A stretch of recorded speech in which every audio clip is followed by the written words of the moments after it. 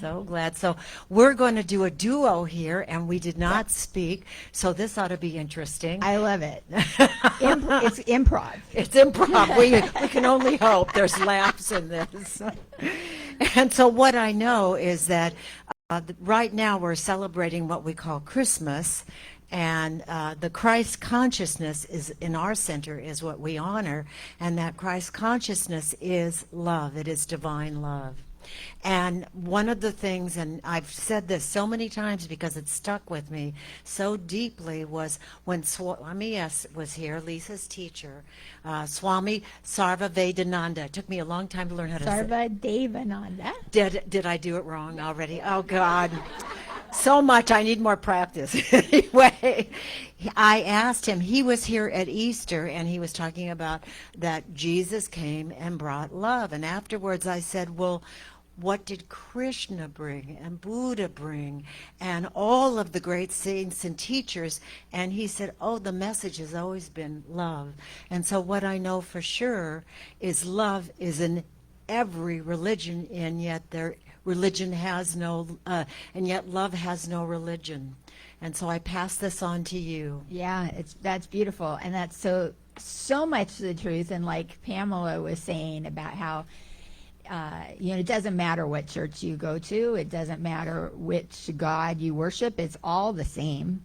It's all beautiful, and they're all saying the same thing. So I just thought I'd talk about how, like, in our human form, what do we think of as the highest love? And a lot of times people say, oh, unconditional love. Unconditional love is the highest love. But there is a higher love than unconditional love, because with unconditional love, that's saying that you love them no matter what, right? So in order to have unconditions, you have to have conditions. In order to have conditions, you have to see conditions. Divine love does not see conditions. Divine love is the highest love because it's accepting and nurturing and encouraging, and it sees everyone as the same, and everyone is beautiful, and everyone is that same light within. And there's a story from the Ramayana. So the Ramayana is a story set in India, like the Bhagavad Gita was years before. But after Krishna came, then Ram came. Ram is another avatar, a messenger, God incarnate, okay? So Ram was on this earth as a human being, and he and his wife Sita were deeply, deeply, deeply in love. Well, Ravana, the bad guy, was jealous and wanted Sita for himself. So he kidnapped Sita, took her away. Ram had to try to get Sita back, and Ravana wouldn't give her back. So, of course, a big war ensued, all this commotion, everything's going on. Ravana starts losing. Ravana gets the bright idea, okay, I'm going to call my brother, who's even an eviler guy than I am. So he calls his brother up and he says, kill Ram, go kill Ram. And his brother says, well, why do you want me to do that? I don't want to kill a god, that's like the worst thing you could do. And he said, because I want Sita for myself. He said, well, you have Sita, you kidnapped her, you have Sita to yourself. What's the problem? He said, Sita doesn't want me, she only wants Ram. So if Ram's out of the picture, she's going to want me, right?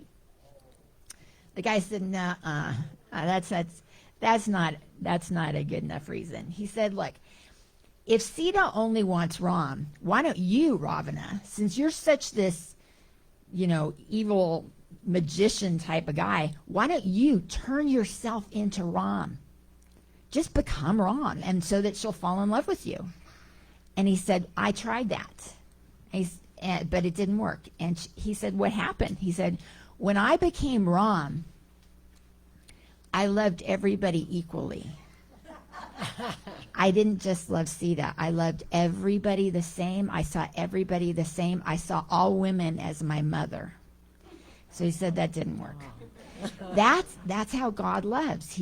God loves Whether it's he, she, it, universal energy, whatever name we call God, Buddha, Jesus, Krishna, Ram, any of the names, God loves everyone the same. God doesn't see conditions. He sees a rose, and he doesn't see a rose and a thorn. He sees all just one beautiful, perfect thing, not separate from anything else. And this is so true. And I go back to Rumi. Rumi was such a love poet. I mean, he did so many things. And he actually, people credit other people with this, but he is the one that said, there is a field of right or wrong, and I'll meet you in the middle. And also, when I'm sure so many of us here, because we are who we are, is we've had that divine spark all of a sudden. And I always say this happened to me when I was 11, where I knew I was in the ocean, and I knew that I was the ocean, the sand, the sun, the sea, the salt, everything, and that we were all connected by this one love, so to speak. And it changed my whole life. It's been my whole mission ever since, to prove that everything in this world is connected. And we now know that the breath of God, the breath of God is always breathing all of us, but that we're still breathing Krishna's air today. We're still, nothing dies. It always is right here. We're still breathing Jesus's breath and everything else. And Jesus, by the way, I've been reading all these documentaries and watching all these documentaries. Does anybody want to know where Jesus's lost years were? They weren't in a dry-up clinic. No. They were in India. And there is so much proof of this. And what did they call him? Yasuf? There's Yisa. Yeah, Isa. They called him Isa, which is Jesus in American. And what it means is the Christ. It means that. And there's so much proof in temples that are written on tablets. Yeah. And there's one guy, Norvovich, I want to say, went down in the early 1800s and found a book where they talk about this guy, and Isa, and he had all the same qualities as the Buddha. He walked on water. He took very little food and handed out to all the people. He rose people from the dead. He did miracles, and all of these things are what the Christ came back here, Jesus came back here to teach. And what was so different about Jesus's teachings, and what really ripped, all apart when he came back with the Jews, was that his philosophy, his teachings were now all about love. Wherever he came, that was his message. And that it was, Jewish law was nothing like this at all. I pass this on to you. Yeah, and I also remember how Pamela was saying that when we get treatment, it's like health, relationships, finance, those are the big thing. And, relationships is a big thing. But there's always one solution. Don't see two, see one. Whenever we think of a relationship, we think, oh, this is my mother, I'm a daughter, she's a mother, this is my son, he's my son, I'm the mother, or I'm the sister and the brother, or the husband and the wife, or the whatever. That implies, in relationship itself, the word implies that there's two. There's one thing related to another thing. But what relationships are all about is showing us who we are. By knowing who we are, we know who the other person is, and we see the God within that person. We are in truth one person, not two, but one. We are not many, but one. If we can get to that point, and I think that's what spiritual treatment helps us do, and prayer and meditation, it helps us to get to that space where we don't feel separate, where we don't see my problems, your problems, this problem in this country, that problem in that country. Oh, it has nothing to do with me. No, it has everything to do with all of us. because we're all one. We're all in it together. That is divine love. And in that divine love, when you change your thinking, it changes not only your life, but everybody's life around you. It truly does. So when you come from that place of, it's not, as I love this, when you come from that place of higher divine love, seeing the love in everybody, and knowing that within yourself, and that's where it all starts. Who do you have to love first? You have to love the divine within you before you can express it. How would you know it unless you knew it within you?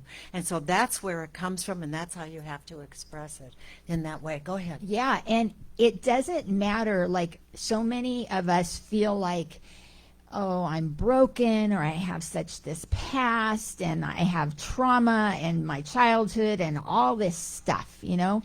And we can't let that define us, because this is where we all come from, you know? Jesus was born in a barn, okay? Like, Jesus was born in a manger in the hay amongst the animals. You know, have you ever been to like a real barn? It's not this angelic like the nativity. It stinks, okay? There's animals in there and everything. It's not the nicest place to be born. Krishna was born in a jail cell, a dank, dark jail cell. And in order to save the baby's life, the parents had to arrange to have him kidnapped out of the jail cell, or they were going to kill the child. The lotus is probably one of the most beautiful flowers. And the story behind the lotus is that, well, it rests upon the water and looks really gorgeous. If you look down deep, the root goes down deep into the mud, the sludge, the slime. It has its roots in like the yucky stuff. And yet it can rise above and become the lotus. There's one song, you know what I wrote, Lotus in the Pond, where the lotus rests above the pond, unwetted by the water. That means like untouched by the chaos of the exterior world. And it blooms so beautifully. And that's how all of us can be. Doesn't matter where we came from. We don't even know our past lives, but I'm one that believes we have reincarnation, we have all these past lives. We probably had past lives that were way worse than this one. We are so blessed to be born in a human body. We need to make best use of this vehicle in this life. And how do you make best use of this vehicle in this life? Love. Love, love, love. Love the one you're with. Love everybody.